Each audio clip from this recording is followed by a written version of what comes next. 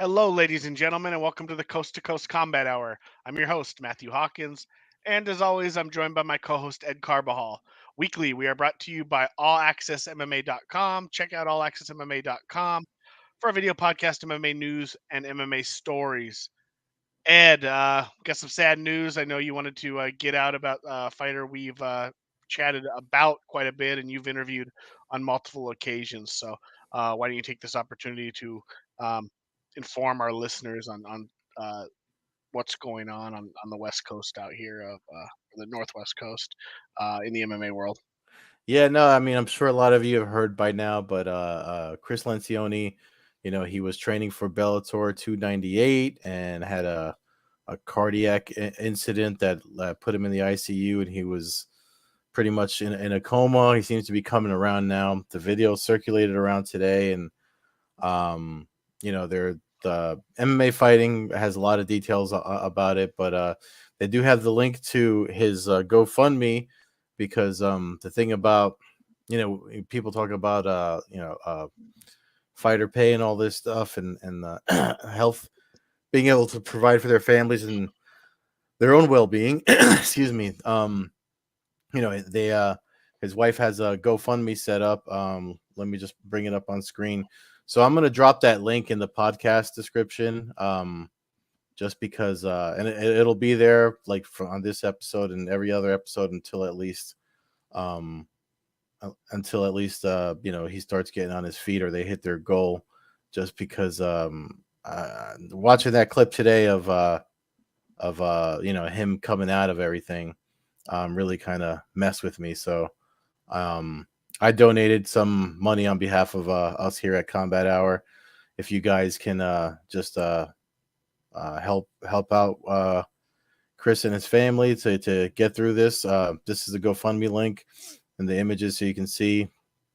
Marka, his wife, has it up. I mean, they're up to the goal is 250,000, and they're up to like 41,000 now. So again, the today they showed he's it's over like the beginning of the month it happened, and he was supposed to be fighting James Gallagher, and I know the Bellator got another opponent for him. And Bellator, if you read the MMA fighting piece before folks want to jump down Bellator and ask if they're not helping out or helping or not helping or whatever the case is, his wife said that they have been supportive, and she didn't mention anything financially, but I'm sure she wouldn't have said that if they weren't helping out. So if you could help out Chris and drop throw a couple of bucks in the GoFundMe, that's in the podcast link, and this is the page that it'll take you to, so you're donating to the right thing. By all means, uh, do that, and we'd appreciate it. I'm sure, and I know the Lencioni family will appreciate it. It's just he's and it's not like we're best friends or anything, but he's always been open to communication.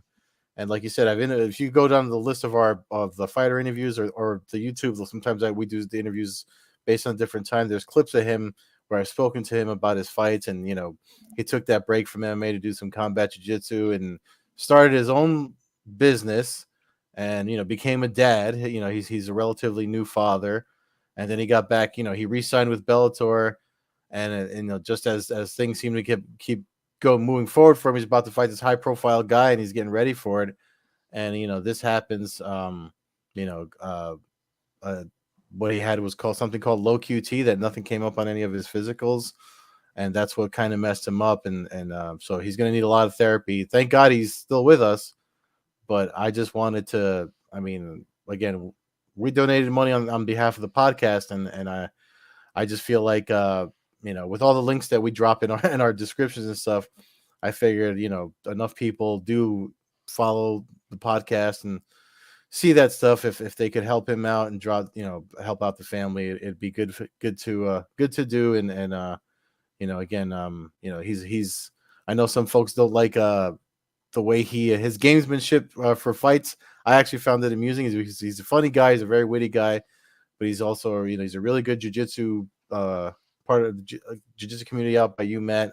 I had a friend that actually was training with him that moved out there and was training with him for a while and had to move back to Jersey because of COVID. And we literally never knew about it until my buddy came back. and I messaged him and I was like, hey Cris, I was like, one of your students is actually a guy that I train with. This guy, we called him Preacher Bobby because he's actually an actual preacher, so we called him Preacher Bobby. And he was like, oh, he always just called him Bobby, but he was like, I wish I knew that when he was out here. And I was like, yeah. And so it's just seeing him today, like recovering. But I guess I'm getting emotional in my old age, so wanted to put that in there. I put that out there. So again, if you guys can help out, please do so. The GoFundMe link will be in the podcast description until they hit their goal or Lencioni gets back to his old self. Yeah, and whether you can donate or not, maybe even share the link. Sharing the link amongst social media. Let's help get this thing passed around and see what we can do to help out somebody who put his life on the line to entertain us and between submission grappling and obviously his mixed martial arts that most of us are familiar with Bellator. So Mm-hmm. um, so yeah, but best to him, and hopefully we see a recovery and a turnaround for the best in that situation. Now, I guess on a lighter note, we're gonna kind of make fun of some of the stuff that we all Yeah. us anybody listening that we're breaking balls and Yeah. afraid to, not afraid to talk down some of the nonsense we see. I guess Yeah. Of all the news trending today, you would think that would helping out a fighter would be some of it, but no. I don't even know what's today. It seems like if you're an MMA fan and you're watching the news, yeah, it's either shit Sean Strickland said or Elon Musk versus Mark Zuckerberg. So I don't know. I don't know anymore, dude. I don't. Sean Strickland's so far off my radar, other than just seeing some clips and kind of chuckling because it's so odd to hear somebody nowadays kind of talking the way he does. He sounds Yeah. like I mean, we used to hear that a lot in the '90s, and people could kind of. I'm not that what he's saying is right because I'm not defending what he's saying, but there was a time when you could kind of talk like that, and it was a little more a little more accepted. Yeah, Um, it's funny because like his media days, it's literally like I'm thinking of because I was a fan of Dice back in the day, Andrew Dice Clay. I still there you am. go. I There you still am go. a fan. You know what I mean? And I'm just like I'm getting like this. I'm like, okay, he's doing this shock. You give him a mic on media day. Literally everyone's seen what he said today because every major MMA outlet has shared the clips of all the stuff he said, and he knows what he's doing. Like not for nothing. Again, it's the shock value is what brings him eyeballs, brings his attention, and it raises his value in the sport. And I mean, and he still goes in there and fights. So I mean, I guess that's all relevant Yeah, to I mean, how it's not MMA his is it's done. not it's not his fights that are making him famous right now. Mhm. Let's put it that way.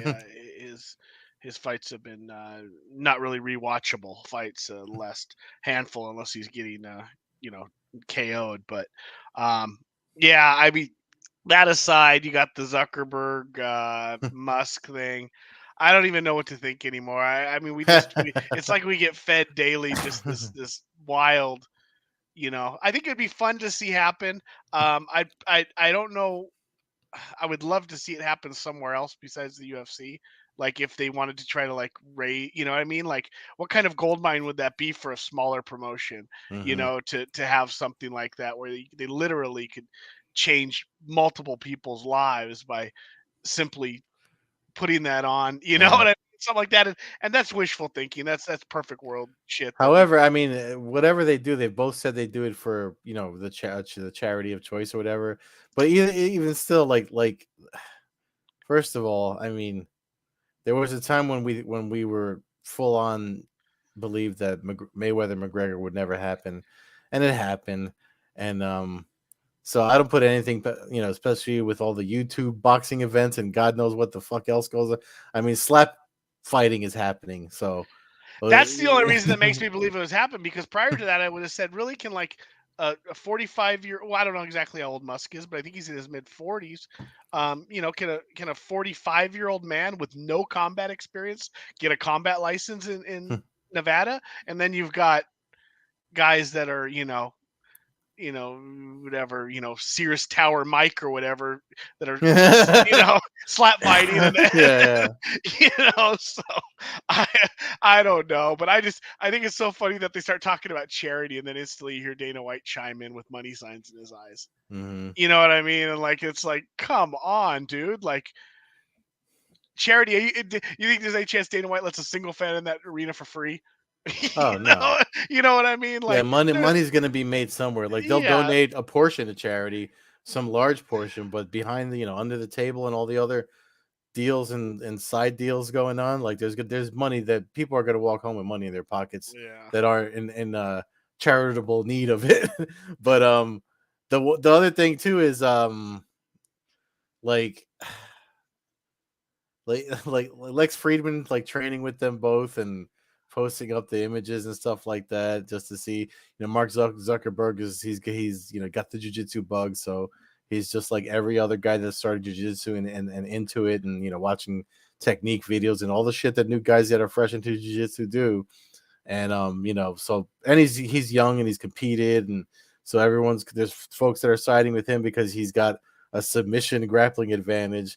But I think Musk has like a judo and tang sudo background or something of that nature, and old man strength. So it's it's like Much there's these bigger. He's much yeah, bigger too.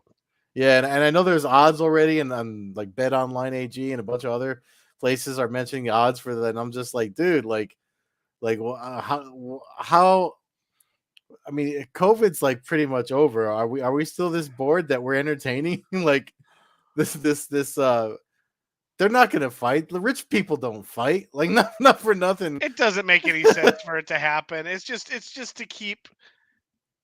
It's just I don't even know what it is. I don't even know. I'd love to know where the rumor even started from it, but yeah, it's. I don't know. I don't think it happens. No. I don't.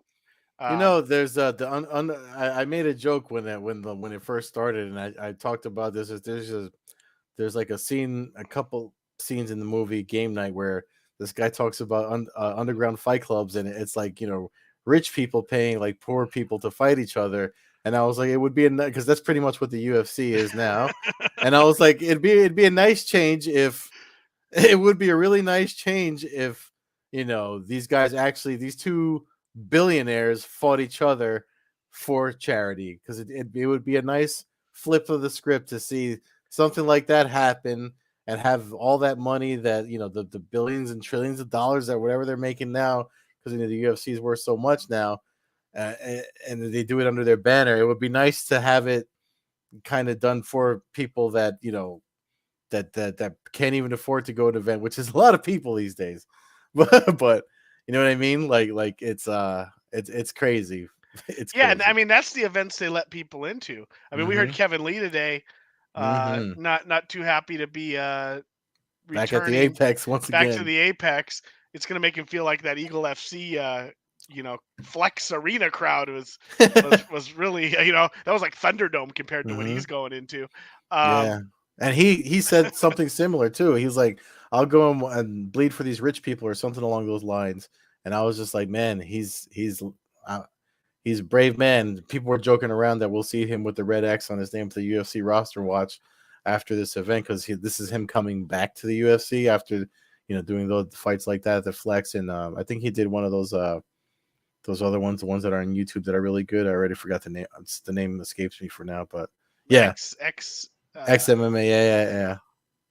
Yeah, I don't remember if he did or not. I do remember though specifically the Diego Sanchez and Mm-hmm. fight in Eagle FC. But yeah, I mean, you know me, I've spouted a million times my disdain for the Apex and how much I think the sport really is built around the live audience, and um, how it always has kind of been the case. It Mm-hmm. always was the case. I mean, when there weren't enough fans to be there, the UFC was begging for fans to show up, and now there's more fans than they can even sell tickets to, and they're not even giving people the opportunity to Mm-hmm. experience it. And I know I hear a lot of people say, well, nobody would want to pay for that fight card. Well, there's a lot of people who would like to pay $60 to go to an MMA event and Mm-hmm. not have to pay $600 Mm-hmm. to go to a big Vegas event. That was the whole allure about a lot of fight nights and stuff like that, is that you could go sit a decent seat for a fifth of the price of what it would cost you um, to go to Vegas or to go to New York, or Yeah. and maybe even a fifth might be generous, but um, so that's something I don't, but I don't think they'd be putting on some of these weak ass fight cards if they had a crowd to be attending.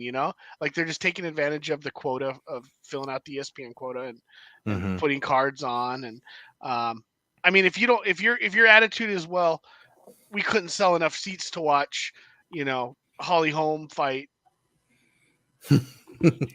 the next one, like who, then why are you putting it on TV? It sounds to me like you're just kind of cashing it in at that point. And I don't even Well, think yeah, they just want to fulfill their contractual obligation with ESPN. I mean, that's been on. You can read any of the Forbes reports or anything about their deal with, or any interview that Ari Emanuel has done when he talks about how the UFC, this whole deal with ESPN has saved Endeavor from the rough time they would have had with COVID and everything. So it's definitely it's but the on the flip side, you know because I always like to look at stuff from both sides. I understand that if I'm on the UFC's end, if I'm the businessman, of course, yes, I want to fulfill my contractual obligations so I get paid. That's Oh, what you got to do. for Yeah, sure. But they could, like we've stated, they could easily have it at other arenas around Vegas. They could, LA's not far, San Diego's not yeah, far. There's a yeah. lot of locations from their headquarters in Las But Vegas. that's the thing, though. It's all. There is a lot of locations, but there's money to to book the garden. There's money that they have to pay, and that's the thing. The Apex it's all in house. I mean, Dana White said it himself. It's his equivalent of working from home in his pajamas for him. You know what I Yeah, but he mean? he doesn't brag about the gate events for the Apex events. You don't hear him say, "Hey, we Hmm. made $886 today." Like that's suddenly it's a big deal. It's a big deal Hmm. how much money you make when fans can attend an event. Hmm. But then 6 out of 10 events, or probably more. I think it's 70% or 80% at this point, um, are in a locked garage. Where only people who can afford to spend $500 plus can even flirt with the idea of going to watch a card that, other than maybe one or two fights, is essentially no different than what you would get at the Brawl in the Berg, or shout out to 247 Fighting Championship, or King of the Cage, or any of your solid local regional promotions. I mean, that's essentially what they are. And I've always Hmm. bothered me because I feel like it's robbing from those organizations. You're taking talent, um, which is just watering down from top to bottom. So anyways, but there's a little bitch for the week. But the good news is we do have a good fight card coming up for International Fight Week, July 8th. Due to some maintenance work for Spotify, next Wednesday, uh, Spotify will be down, so we're going to be take off the week for the 4th of July. So Ed had the great idea of, let's jump ahead and cross our fingers that half these fights don't get canceled. But Yeah, we'll be doing our UFC 290 preview now. I mean, International Fight Week. I wrote something about this on for Sure Dog years ago, and you've lived it. We've both lived it technically. It is notoriously snake bit. But then it just kind of, when COVID happened, it kind of just extended to all UFC events, with them losing fighters and cards getting shorter. So, I mean, again, it's the the week before International Fight Week, June 28th right now. So we're gonna bring up the card, but if you listen to this and it's clumps, and it's like July 7th and shit has fallen apart, odds will change, whatever. Don't hold it against us. Um, we're actually too poor to go. So talking about we're doing this freestyle so we can take off next week, and that way you guys have your content at least for International Fight Week. But I do like this card. the I main do. card's good. Prelims have some good names. I mean, And I think Robbie Lawler's getting a Hall of Fame induction that week too, and he's fighting on the cards. That's pretty cool, right? Isn't he getting inducted for something? his fight Yeah, with Rory McDonald, UFC 189. that's Yeah, right. Yeah. yeah, I know. That had slipped my mind. So, um, but yeah, I mean, I bothers me to see Robbie Lawler on a prelim. I feel like that's. But he's a featured prelim at least. I mean, it's on ABC. Everyone can see it. You're right. You're right. It's probably Yeah. better for him as far as being seen, and his friends and family don't have to spend $70 to watch him fight. He can they can hopefully celebrate a win. He's got a tough fight with Nico Price, but I won't be surprised if they bump him up on fight week. If they bump him up to here where Bo Nickel and Tracian Gore, Trayshawn. Trayshawn, sorry. I'm assuming too, but I'm gonna go Yeah. with Trayshawn. Yeah, Bo Nickel. The weird The thing in fuck's tap. wrong with me? I turned into you this week talking about Tracian. Yeah, the world's upside down when I'm pronouncing stuff right. Uh, I'm sure I'll screw something up in the next 5 minutes here to even it out. But Yeah. yeah, Bo Nickel, Trayshawn Gore, like I said, Robbie Lawler, Nico Price on the prelims, Sean Brady, Jack De La Maddalena, another great fight. This is a Uh, good fight too. Jimmy weird Crute Alonzo rematch Benefield. Yeah. coming off a draw, but yeah.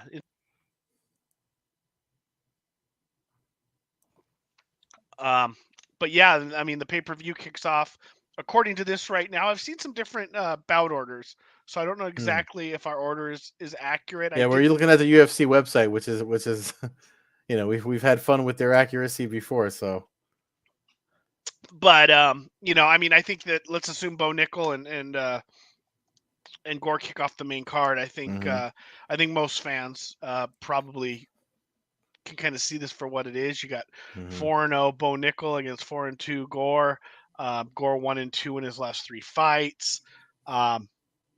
Nickel a minus 1200 favorite. So obviously people are seeing that. Yeah. I mean, Nickel's last fight, I thought it was a squash match. He had a little more trouble than with his opponent than I think most people expected. He did end up finishing him, although there was some controversy from a low Mm. blow that the referee was not able to see, which didn't immediately lead to the end of the fight, but certainly didn't help at any point. So, I mean, I think Nickel. I think it's a showcase fight for him. I think they're you know I think we get probably 2 more of these, and then all of a sudden you'll see him Mm-hmm. getting hyped up as the next in a big fight. Yeah, I mean the weight class. It'd be interesting to see if they start putting him like closer to doing fights to get ranked. If he gets the Alex Pereira treatment, or even I'd like to see him in Kamzat. I mean, people, they're kind of like putting the same hype behind him almost.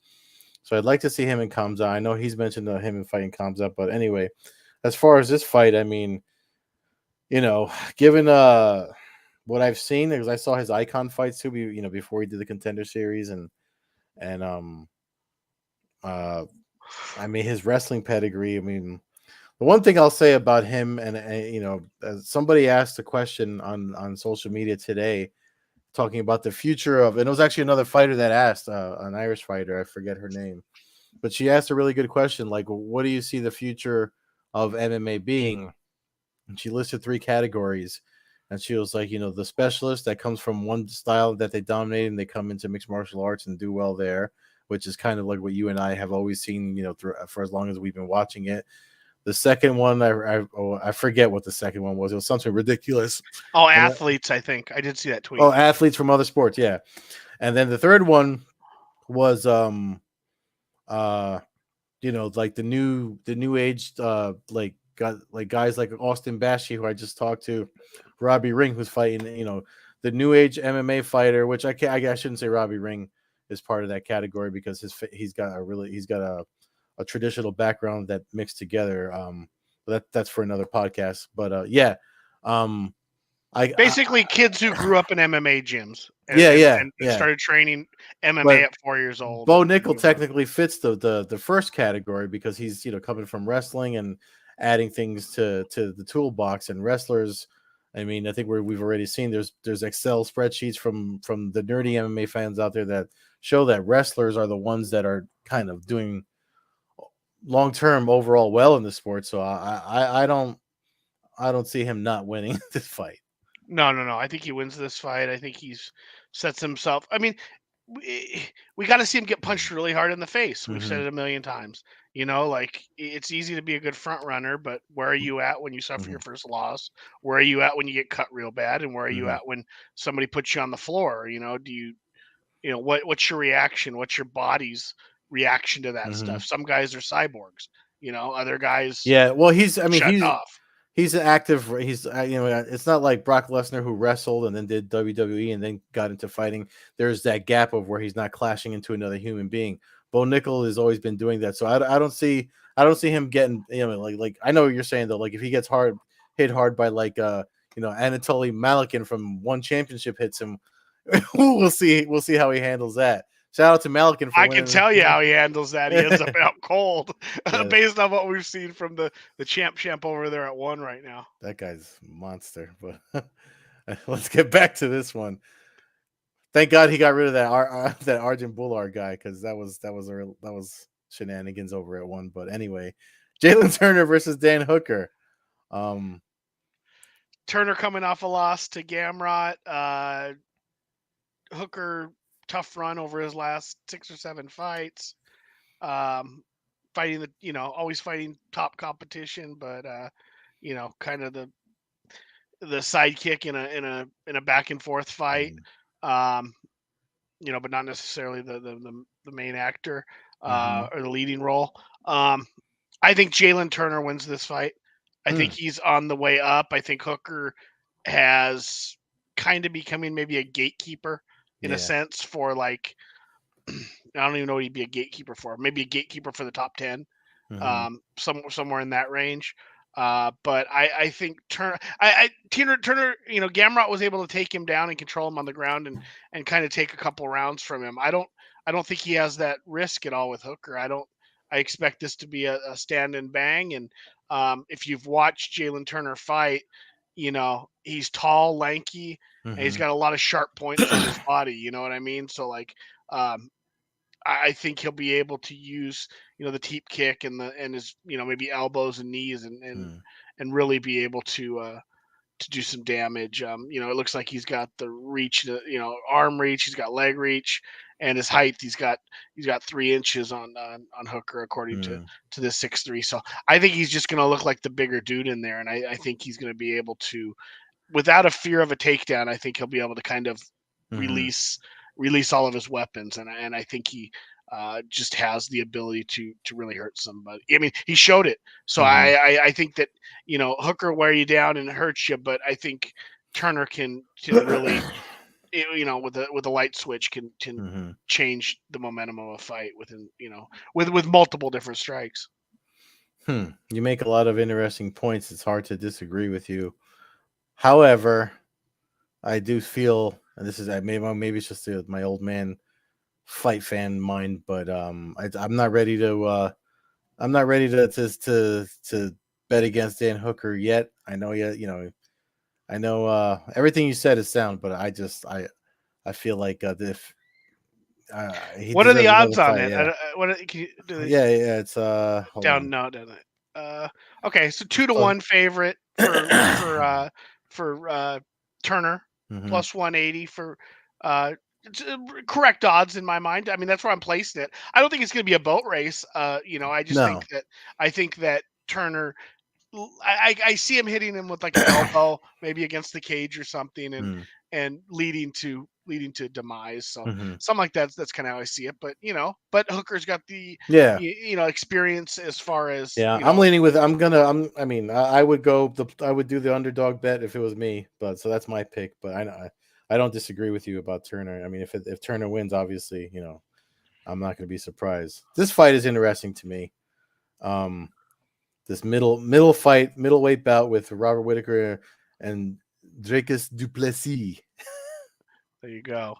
Um, yeah, Why don't they have his last fight on here?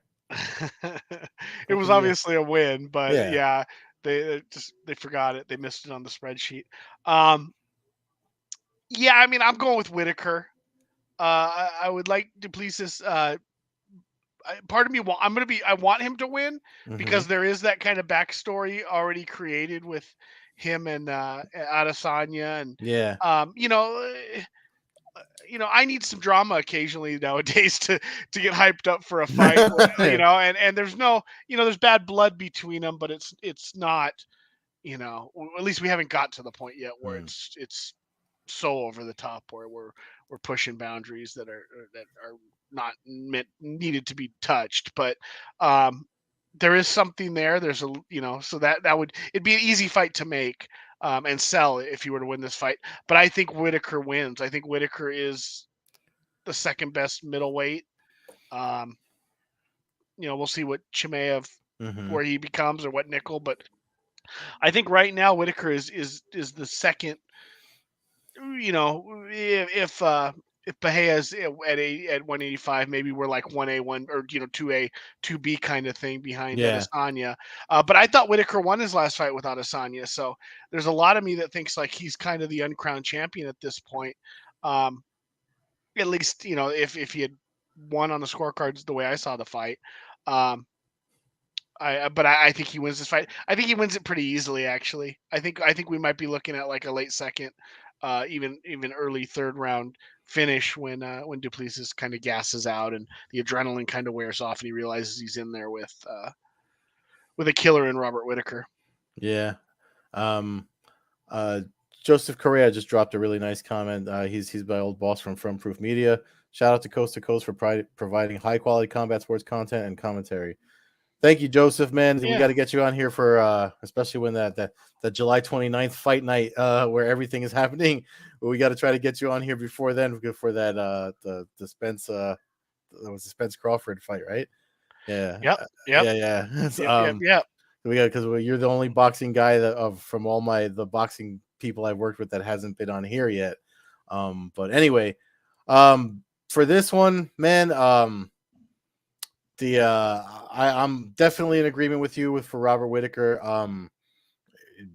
If Duplessis does well here, obviously then all you got to stop doubting the guy or whatever, because I know folks have a problem with him in this fight, but I mean, like you said, it'd be if he does win, then that's the fight to him and Adesanya are definitely the fight to make, because there's again the storylines behind it.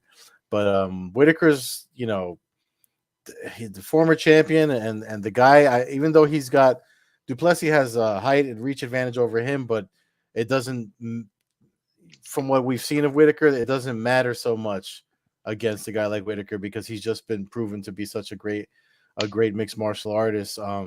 He's he was a brown belt when he had his whole rivalry, those fights with Adesanya in jiu-jitsu. I'm sure he's probably gotten better since then. So on the ground, he's probably a problem for Duplessis, and I'm pretty sure he knows how to work his angles when they cross hands and stuff like that. So yeah, minus 360 for Whitaker. He's the favorite as of right now for that fight. I wouldn't be surprised if that's one of the fight of the night categories. However, when you go to the co-main event, I mean, it's kind of hard not to see this fight delivering for the fans as well. Brandon Moreno versus Alexandre Pantoja, who I know he's got some history with. I gotta look. He's got 2 wins over Moreno. Yeah. One was the Ultimate Fighter, but he finished him on the Ultimate Fighter in the second Mm-hmm. round, and then he won a decision in an actual UFC bout. So, Mm-hmm. I mean, my brain says everything says Moreno based Mm-hmm. off what we've seen recently, but you're fighting a dude who's beat you twice. You know what I mean? Like Pantoja is not going to have, he's not going to have any kind of, I mean, what your attitude and your mentality going into that fight's got to be strong as hell when you've beat a guy twice and you finished him once. Mm-hmm. You know what I mean? Like you're not going to come into this fight fearing the unknown. You're not going to come into this fight fearing the competitor. Obviously, you might be fearing for your life because Mm-hmm. you're fighting in a cage. But I don't think he's going to have that. There's not going to be a mystique around Moreno that I don't think is going to throw Pantoja off. I am going to pick Moreno. He's the champ. I think Mm-hmm. I think when he won that title, And when he kind of came around and developed into what he has become, I think Hmm. he gained like another level. On video game, he became like the Hmm. master, Yeah. grand, master, grand champion kind of level thing. Whereas and it gave him that extra boost of you know ability points. Like suddenly now he got that title and gained that confidence and really just understood maybe what he is as a fighter and what he's Hmm. capable of. So I think he wins this fight. But Pantoja, I mean, like you said, he's beat Moreno twice. He beat Royval. I mean, he's Hmm. got a hell of a resume. 25-5. Yeah. Like he's beat a who's who of that division. So Yeah. That's gonna um, be, if anything, like my reason, if I had the money to go to this, or that would be, this is the fight that sells me to. I mean, this is why I'm not that to take away from the main event or any of the other fights on the card, but obviously, if you listen to this podcast, I'm what the kids call a Moreno stan. so so I mean, they have him as minus odds are 170. close. Yeah, Odds are close. 170 to plus yeah. 145 is that's not far off. And honestly, I know it's against your pick here, but Hmm. a Hooker Pantoja parlay is two underdogs that are both in play. I mean, Yeah, it's not yeah, not the worst bet in the world if you're looking for some value over guys that are considered to be really, to consider to put up a fight. Let's put it that way. They're yeah. not at those odds. You're not looking at a first round knockout. At least on the books' mind, they're thinking this fight's going to No. go on for a while. 5 round fight. Yeah, I mean, the likely is it goes the whole decision. I mean, that's the likelihood. Moreno could yeah. finish it. Well, yeah, because they're both better than they were since the last time they fought. They're Mhm. both miles better than they were since the last time they fought. So, um, yeah, man. I mean, like you said, these odds are. I think the odds are fair. Um, why wouldn't you favor the champion? But yeah, I'm looking really, really looking forward to that one. Um, this one, my favorite Unification fighter. bout. Unification bout. Alexander Volkanovski and Yair Rodriguez. Yeah, yeah. The one Mexican you're not a big fan of. Yeah, uh, but not because of his fighting style per se, but just no, because of his the ability to go AWOL at times. Um, Jesus Christ. Yeah, I'm surprised. I'm actually surprised. If this fight is not the one that fought, I would like to see odds on this fight. Making it to fight week. That's what I would like to see. But he seemed unscathed, and he came out of the last fight successfully. Won. That's how he got that belt, and that's why it's happening. So, um, yeah, I mean, just cutting right to it. I think Volkanovski destroys him. oh yeah, I think he, especially Volkanovski coming off that loss to Makhachev, where yeah, where he's kind of, and I said this, I don't know, I'm sure I said it on this podcast, but I definitely said it on the Living Death show with our boys over there, that like the story of that Makhachev fight will really kind of be told the next fight. Like we got to hmm, see where both of them, like what it does to both of them. Does that's a really good Volkanovski point. Yeah, rebound here? Because if Volkanovski rebounds here and finishes Rodriguez in a couple rounds, then that Makhachev fight becomes like nothing in his resume. Nobody will hmm, ever even, it won't even be talked about. It'll be, hey, he challenged himself, he lost, no harm, no foul. But if he loses this fight, then suddenly you go, okay, did that start a losing hmm, streak? Was that the top of the pinnacle? Did Makhachev take his quote unquote hmm, soul? Like it adds more to it. Plus, for Makhachev, if you know, he kind of gains either way. He can be looked at the guy who killed Volkanovski, or yeah, if Volkanovski goes through and runs through Yair Rodriguez, it just makes his resume look better because yeah, now he's got a win over a guy who is clearly the best hmm. featherweight in the world. So I think Volkanovski destroys him. I really kind of do, but I also have underrated Rodriguez in at least his last fight or two. So but I think he's too one dimensional. I think Volkanovski will actually take this fight to the ground and not stand in I front of a spinning Rodriguez. a spinning Rodriguez. That's good. Yeah, I see like when Remember when Rodriguez fought Frankie Edgar and Frankie Edgar ran through him? That's what I see Volkanovski doing. That's the go-to, but I always kind of wonder, well, is that the fluke fight now? Because like I bring that up a lot of times, and then Hmm. he goes out there and he kicks somebody in the face, and or he destroys Yeah, somebody. You know what I mean? So it like does some Matrix shit, whatever. But still, it's still we were talking about actually. After I do my class on Tuesdays with the guys I train with, that also we always talk fights because they know I do this podcast and that I cover the sport, and they're like when we were talking about we were just like yeah, it's 145 and it's Rodriguez with all the fucking blade shit that he does, and but Volkanovski, he's a former rugby player that played it when he was an athletic 220 pounds and he fights at featherweight now. I see him. I could see him running straight through this glass man. I just, I could I, just yeah, yeah. yeah. So okay, well, you're taking it farther than I am. I don't refer to him as Glassman. I just don't think he has. I think Volkanovski's got the tools to beat him and be. I mean, I mean, That's we, crazy that Volkanovski, we'd have to look at other numbers, but on the UFC.com website for this matchup, which displays no odds, oddly enough, they have Volkanovski with a half-inch reach advantage, but he's 5'6", and Rayer Rodriguez is 5'11".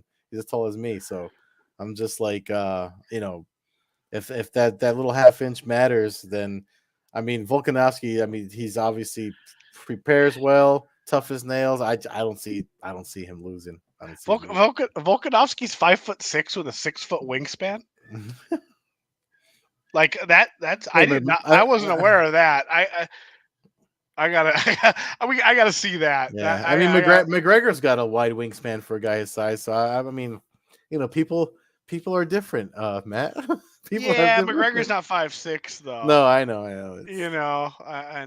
And I'm just saying that's great. It would explain a lot. I mean, Mhm. that's a huge, obviously, asset to fighting. I wasn't aware that he had I such a feel large like wide I feel wingspan. like when you think about his fights and you look at him, it doesn't look like it. Certainly doesn't look like it in this photo. But again, No, in the photo, it makes it look like Yair's got the long arms. yeah. So you know, but who knows? Maybe who these numbers, knows? But it is a maybe good these numbers fight. are wrong. It's a good fight. It's a good fight card. We should be Hmm. happy when we get fight cards like this. Yeah, The crowd will obviously be super psyched. I have a bunch of fight acquaintances and friends who will still be out there while I can't be or chose not to be.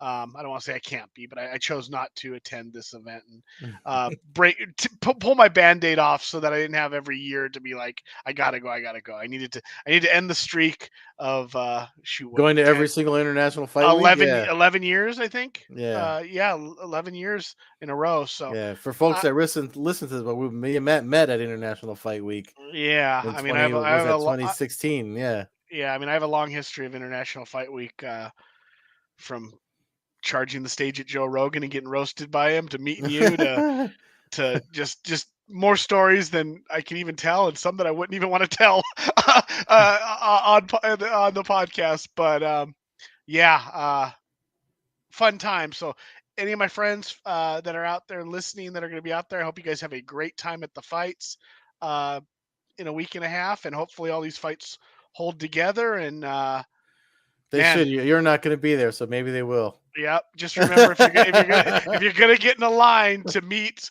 a fighter, grab a beer. That's maybe Yeah, grab two, but yeah, because yeah, you're gonna need it. because you're gonna have time to drink them. Yeah. Oh shit! All right, well that'll wrap us up for this week. Again, we're gonna be off next week, celebrating the fourth, week, and along with some maintenance here at Spotify. Um, but fans can check us out between now and then at Twitter, on Twitter at Combat Hour, Coast to Coast Combat Hour on Instagram. Follow me, Matthew Hawkins, at MMA Hawk 21 on Twitter and Instagram. Follow Ed at Carbazol on Twitter, Carbeerzol on Instagram, Old Head Carb on Twitch. And again, you can check us out weekly at allaccessmma.com. check out allaccessmma.com for a video podcast, MMA news, and MMA stories. Thank you for the comments, Joseph. Hopefully we can line you up for that big boxing match and Weekend of Chaos at the end of July. And Oh my God. Yeah. we'll get it out. That's a lot to look forward to. There won't be a lot of Yeah. negativity on that week. No, there's so much going on for that week. So yeah. Yeah, I'm excited for it, and it's a month off. So have a good night, everyone. Everybody enjoy your 4th. Be safe. Let's all come back with the same amount of fingers we went into the week with, and everybody enjoy the holiday. Thanks for listening. Peace.